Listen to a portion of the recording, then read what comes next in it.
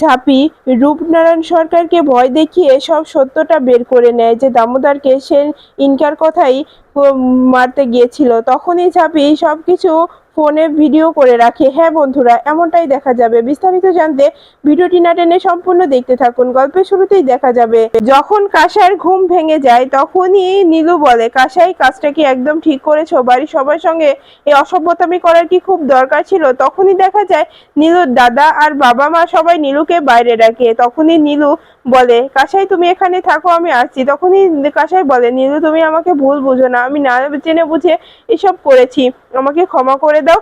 এরপরে যখনই নীলু তার দাদার কথায় বাইরে আসে তার মা বাবার সঙ্গে কথা বলতে, তখনই নীলুর মা নীলুকে বলে যে, নীলু আর কত সহ্য করতে বলছিস? ওই মেয়েটাকে আমরা আর মেনে নিতে পারছি না, তুই ওই মেয়েটাকে বাপের বাড়ি রেখে আসবি।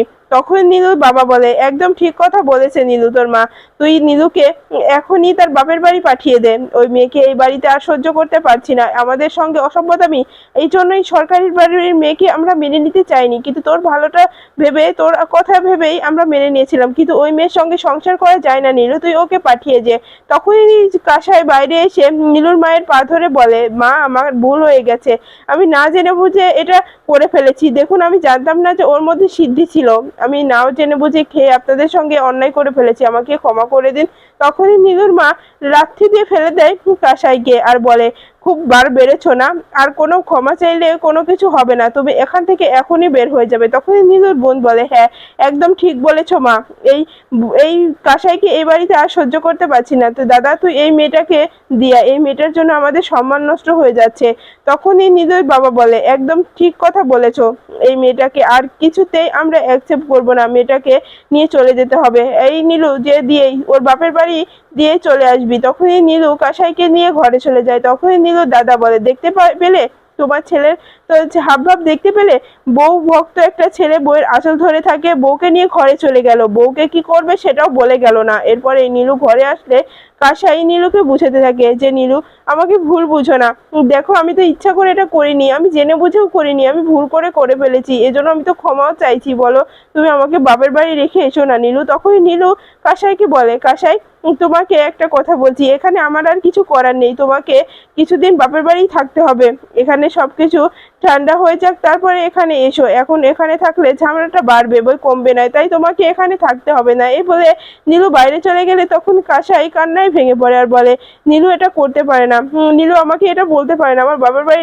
রেখে আসতে পারে না, এটা কি করে হলো। এরপরেই দেখা যায় যে ঝাঁপির মনটা ডাকছিল, ঝাঁপি মনে মনে বলছিল যে যে কাসাইদের কি হলো, আমি তো কিছুই বুঝতে পারছি না, কাসাইদি কি ভালো আছে না কাসাইদি আবার বিপদে পড়লো, আমাকে জানতে হবে। তখনই ঝাঁপি কাসাইকে ফোন করে আর বলে, কাসাইদি তুমি ভালো আছো? তখনই কাসাই কান্নায় ভেঙে পড়ে আর বলে, ঝাঁপি আমি একদম ভালো নাই রে, আমি একদম ভালো না, কারণ আমাকে অনেক কথা শুনতে হচ্ছে, আসলে আমি তো এটা ইচ্ছা করে বলিনি, তুই তো সব জানিস না। তখনই ঝাঁপি বলে, আমি জানি কাসাইদি তোমার সঙ্গে কি হয়েছিল, কিন্তু তুমি তো সবকিছু জেনে বুঝে করনি, সেটা আমি জানি, আমি আর তোমার দাদা গিয়েছিলাম। তখনই দেখা যায় কাসাই বলে যে, আমি ওদের কাছে অনেক ক্ষমা চেয়েছি, পা ধরে শাশুড়ির মায়ের কাছে ক্ষমা চেয়েছি, আমাকে লাথি দিয়ে ফেলে দিয়েছে, আবার আমাকে বাপের বাড়ি রাখার হুমকি দিচ্ছেন। তখনই ঝাঁপি বলে যে, তাহলে নীলুদা কি বললো? তখনই কাসাই বলে, নীলু এই একই কথা বলছে, নীলু বলছে বাপের বাড়ি রেখে আসবে আমাকে। তখনই ঝাঁপি বলে, আমি নীলুর কাছ থেকে এটা আশা করিনি, নীলুদা তোমাকে এতটা ভালোবাসতো, আর এখন বাড়িতে গিয়ে সবার মতে এখন তোমার সঙ্গে এরকম ব্যবহার করছে, আমি সত্যি নীলুদাকে এরকম ভাবিনি, নীলুদা একদম অন্যরকম মানুষ হয়ে গেছে। তখনই কাসাই বলে, একদম ঠিক কথা বলেছে ঝাঁপি, আমার কথা একদম শুনছে না নীলু, এক কথা বলছে যে আমাকে বাপের বাড়ি রেখে আসবে, কিন্তু কি করব ঝাঁপি, আমি ও বাড়ি থেকে নীলুর হাত ধরে বাড়ি থেকে বের হয়ে গেছিলাম, নীলুকে বিয়ে করার জন্য কতটা হুরুস থুরুস করেছি, এখন যদি আমি ও বাড়িতে গিয়ে উঠি তাহলে বাবা মায়ের সামনে আমি মুখ দেখাতে পারবো না, ঝাঁপি তুই কিছু একটা কর ঝাঁপি, আমি আর সহ্য করতে পারছি না। তখনই ঝাঁপি বলে, হ্যাঁ এর কিছু একটা তো করতে হবে, যে কাসাই দি তুমি আমার একটা কথা শোনো, তুমি ইয়ারফোনটা কানে পরে নাও, তারপরে আমি তোমার সঙ্গে ইয়ারফোনে কথা বলছি। তখনই দেখা যায় কাসাই বলে, এগুলো করে লাভ কি হবে বল, আমাকে তো বাপের বাড়ি যেতেই হবে, শ্বশুর শাশুড়ি খুব খুব কড়া হয়ে গেছে রে, আমাকে আর রাখবে না। তখনই ঝাঁপি বলে, এত ভয় কেন পাও, আমি আমি যেটা বলছি সেটা করো না। কানে ইয়ারফোনটা পরে ফোনটা হাতে নিয়ে তুমি ওদের সামনে গিয়ে দাঁড়াও, আর তারপরে আমি যা যা তোমাকে বলে দেবো তুমি সেগুলোই ওদেরকে বলে দেবে। তখনই কাসাই বলে আমার কিন্তু ভয় লাগছে ঝাঁপি, আমি এগুলো পারবো না। তখনই ঝাঁপি বলে আসলে ঠাকুর কিছু কিছু মানুষের এরকম ভীতু বানিয়ে পাঠিয়েছে কেন সেটাই তো বুঝতে পারছি না। আমি তো বলছি কাসাই দি আমি তোমাকে সব কিছু বলে দেবো, তুমি ঠিক সেরকমটাই করবে। তুমি তো ও বাড়িতে থাকতে চাও, নীলুদার সঙ্গে সংসার করতে চাও না কাসাই দি? তখনই কাসাই বলে হ্যাঁ আমি নীলুর সঙ্গে সংসার করতে চাই, নীলুর সঙ্গে থাকতে চাই ঝাঁপি, কিন্তু নীলু আমাকে বুঝছে না। নীলু ও বাবা মার কথাই শুনছে, আমার কথা একবারের জন্য মানতে চাইছে না। আমি নীলুকে চিনতে পারছি না এখন, জানিস নীলু সবসময় ওর বাবা মার কথাই শোনে, আমার কোনো কথাই শুনতে চায় না। তখনই ঝাঁপি বলে সেটা আমার উপরে ছেড়ে দাও, কিন্তু তুমি ও বাড়িতে থাকতে চাইলে আমি যেটা বলছি তোমাকে সেটাই করতে হবে। তখনই কাসাই বলে আচ্ছা ঠিক আছে, তুই যেমনটা বলবি তখন তেমনটাই আমি করব, তুই যা যা বলে দিবি আমি সেটাই বলবো। এরপরেই দেখা যায় যে বাইরে নীলুর মা নীলুকে বলে নীলু আমি কিন্তু আর ওই মেয়েটাকে মেনে নিতে পারবো না, ওই মেয়েটাকে কিন্তু এবার বাড়িতে রেখে আসতে হবে। ওই মেয়েটা এই বাড়িতে থাকলে আমরা এই বাড়িতে কিন্তু আর থাকবো না। যেই মেয়েটা সবার সামনে আমাদের সম্মান নষ্ট করছিল সেই মেয়েটার সঙ্গে একই বাড়িতে একই ছাদের নিচে থাকা আমাদের সম্ভব না। তখনই সেখানে কাসাই আসে, আর কাসাই বলে আমি এ বাড়ি থেকে একদমই যাব না। তখনই দেখা যায় যে নীলুর মা বলে ওঠে তোমার এত বড় সাহস, তুমি মুখে মুখে বলছো এ বাড়ি থেকে যাব না? তখন নীলু অবাক হয়ে তাকিয়ে থাকে কাসাইয়ের দিকে আর বলে কাসাই তুমি ঘরে যাও আমি আছি। তখনই নীলুর দাদা বলে এই যে মেয়ে হাতে ব্যাগ নেই কেন, কাপড়ের ব্যাগটা নিয়ে এসো না, নিয়ে এখান থেকে মানে মানে কেটে পড়ো। এই যে নীলু ওকে ঘাড়ে ধাক্কা দিয়ে বাড়ি থেকে বের করে দেয়। তখনই দেখা যায় নীলুর বাবাও একই কথা কয়। তখনই ওপার থেকে ঝাঁপি বলে কাসাই দি তুমি বলো যে তুমি একদম এ বাড়ি থেকে যাবে না, আমি বিয়ে করে এসেছি এ বাড়ি থেকে যাওয়ার জন্য না। ঠিক তাই বলে কাসাই বলে আমি এ বাড়ি থেকে যাব না, আমি নীলুকে বিয়ে করে এ বাড়িতে এসেছি, আমি এ বাড়িতে একদম যাব না। আপনাদের যখন যা ইচ্ছে হবে তখন তাই আমাকে দিয়ে করাবেন? না না আমি এটা করতে পারবো না, আমি এ বাড়িতে সংসার করতে এসেছি যাবার জন্য নয়, তাই আমি এ বাড়ি থেকে যেতে পারবো না। তখনই নীলুর বাবা বলে ওঠে এত বড় কথা, আচ্ছা ঠিক আছে আমি তোমাকে এ বাড়িতে থাকতে দেবো। তোমার বাবা দামোদর সরকার তো অনেক অনেক রাগী একজন মানুষ, তাকে সবাই বাঘ বলে ডাকে। তাহলে আমি বলছি তোমার বাবা দামোদর সরকার যদি আমাদের কাছে এসে হাত জোর করে রিকোয়েস্ট করে যে আমার মেয়েকে এ বাড়িতে থাকতে দাও তাহলেই আমরা থাকতে দেবো। তখনই দেখা যায় যে কাসাই বলে ওঠে আমার বাবা কেন আসবে, অন্যায় তো আমার বাবা করেনি, সিদ্ধি তো আমার বাবা খায়নি, খেয়েছি আমি, অন্যায় করেছি আমি, তাই আমাকে শাস্তি দিন, বাবা কেন আসতে যাবে? তখনই নীলুর বাবা কিছুতেই শুনতে না চাইলে তখনই ঝাঁপি বলে তাহলে বাইরে গিয়ে এলাকার সবাইকে ডেকে জড়ো করে দাও। এরপরে দেখা যায় কাসাই বাইরে এসে সবাইকে জড়ো করে আর বলে এই শুনছেন আমাকে আমার শ্বশুর বাড়ির সবাই বাপের বাড়ি পাঠিয়ে দেবে, আসলে আমি একটা ভুল করে ফেলেছি তার জন্য ক্ষমাও চেয়েছি, আমি আমি ভুল করে সিদ্ধিরে খেয়ে ফেলে তাদের সঙ্গে অসভ্যতামি করেছি, দেখুন একসঙ্গে থাকতে গেলে তো একটু একটু ঝামেলা হতে পারে, তার জন্য কি বাপের বাড়ি রেখে আসতে হবে?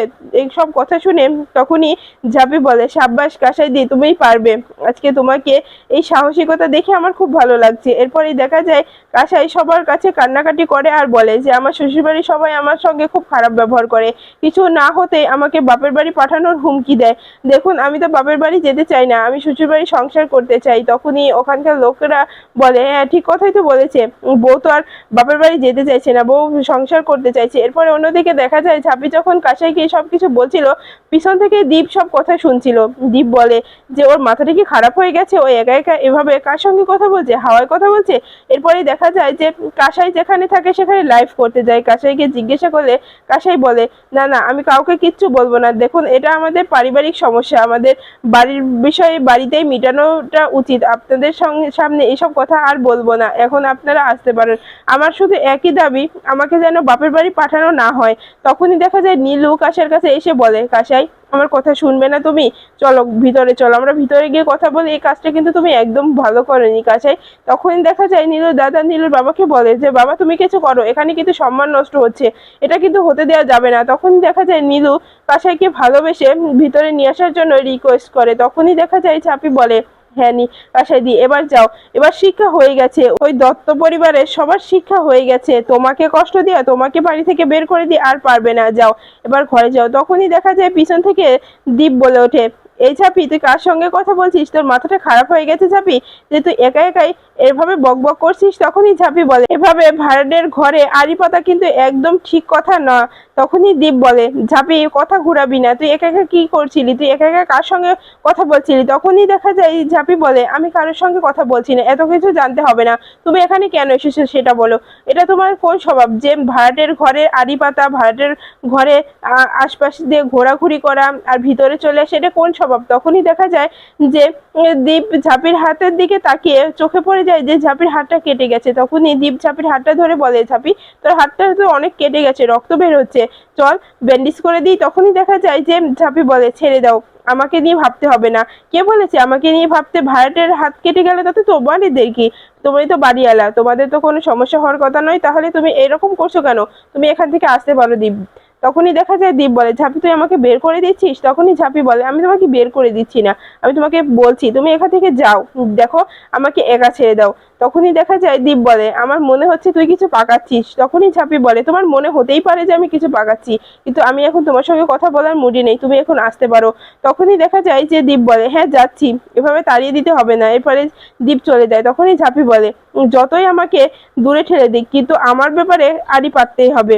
আসলে যে কাজটাই করতে যায় সেখানেই চলে যায়, গন্ধ শুকতে শুকতে সেখানেই পৌঁছে যায়। এরপরে অন্যদিকে দেখা যায় যে কাসাই বাড়ির ভিতরে আসলে সবাইকে বলে, আমি সাবধান করে দিচ্ছি, আমাকে কিন্তু কেউ এখান থেকে বের হয়ে যেতে বলতে পারবেন না, আমি বাপের বাড়ি যাব না, তাই আমাকে বাপের বাড়ি যেতে বলতে পারেন না।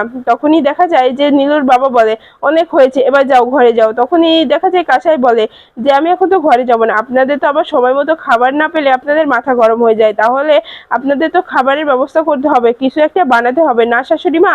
এই জন্য আপনাদের জন্য খাবারের জন্য রান্নাঘরে গিয়ে কিছু বানাতে হবে। তখনই দেখা যায় এই যে কাসাই রান্না করতে গেলে তখনই নীলু ঘরে চলে যেতে যায়। তখনই নীলু দাদা বলে, নীলু কোথায় যাচ্ছিস?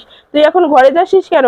তুই দেখতে পাচ্ছিস কে কোন মেয়েটাকে তুই বিয়ে করে নিয়ে এসেছিস, যে বাড়ির সম্মান বাইরে নিয়ে গিয়ে এভাবে নষ্ট করছে, আমরা কিন্তু মেনে নেবো না। তখনই নীলুর বাবা বলে, একদমই না, আর এই যে নীলু, এই মেয়েটাকে কিন্তু ছেড়ে দেবো না, এক মাকে কিন্তু শীত যায় না, এটা মনে রেখো। এরপরে অন্যদিকে দেখা যায় ইনকা ইনকা দীপকে সেই ভিডিওটা দেখিয়ে দেয়, যেটা আশাকে নিয়ে লাইভ হয়েছিল। এটা দেখে দীপ অবাক হয়ে যায়, আর সে বুঝে যায় যে এসব কিছু তাহলে ঝাঁপি করছে, কারণ ঝাঁপি যে কথাগুলো বলছিল সেই কথাগুলো রিপিট করে কাসাই বলছে। তখনই দীপ বলে, এসব কিছু ঝাঁপির কেরামতি, আমাকে ঝাঁপির সঙ্গে কথা বলতেই হবে, ঝাঁপি কি চাইছে আমাকে জানতে হবে। এরপরে ঝাঁপি ঘরে এসে বলে, দীপের কাছ থেকে একটু দূরে দূরে থাকতে হবে, ওর সামনে এখন পড়া যাবে না। তখনই ঝাঁপি ঘরের দরজাটা আটকে দিতে যাবে, তখনই সেখানে দীপ চলে আসে আর বলে, দরজাটা আটকাবি না ঝাঁপি, তোর সঙ্গে আমার জরুরি কথা আছে।